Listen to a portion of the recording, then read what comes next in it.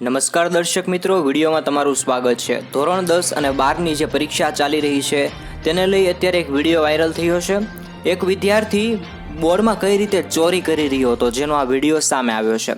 ફતેહાબાદ જિલ્લામાં ધોરણ 10ના વિદ્યાર્થીને બોર્ડ ઓફ સ્કૂલ એજ્યુકેશન હરિયાણાની ફ્લાઇંગ સ્કોપ દ્વારા અંગ્રેજી પરીક્ષા તેની નકલ કરવા બદલ તેને પકડવામાં આવ્યો છે।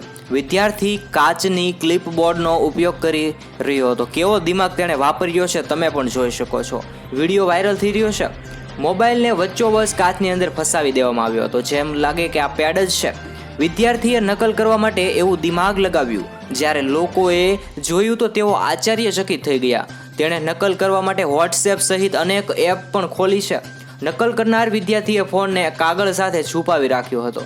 આ ઘટનાનો વિડીયો સોશિયલ મીડિયા પર ઘણો બધો અત્યારે મિત્રો એમ કહેવાય વાયરલ થઈ રહ્યો છે।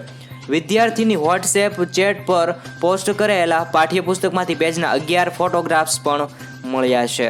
આવી રીતે તમે વિડીયોના માધ્યમથી પણ જોયું અને આ ફોટો પણ જોઈ શકો છો। પત્રકાર દીપેન્દ્ર દેશવાસે વિડીયો શેર કરીને કહ્યું છે, શાળા શિક્ષણ બોર્ડ દ્વારા લેવામાં આવી રહેલી બોર્ડની પરીક્ષામાં હરિયાણાની ફતેહાબાદ જિલ્લામાં એક પરીક્ષા કેન્દ્ર પર પરીક્ષાની નકલ એમ કહેવાય કે કરવા માટે એક ઉમેદવારે ક્લિપબોર્ડ સ્માર્ટફોન ફિટ કરવામાં આવ્યો હતો અને ફ્લાઇંગ સ્કોપ વગ અયોગ્ય માધ્યમનો ઉપયોગ કરી અને મિત્રો એમ કહેવાય કે આ પરીક્ષામાં ચોરી કરીને લખી રહ્યો હતો। આવી રીતે મિત્રો એમ કહેવાય વિડીયો વાયરલ થઈ રહ્યો છે। આને લઈ અને નવી અપડેટ જાણવા માટે જરૂરથી આ ચેનલને સબસ્ક્રાઇબ કરી નાખજો અને વિડીયો ગમે તો લાઇક કરજો। ધન્યવાદ।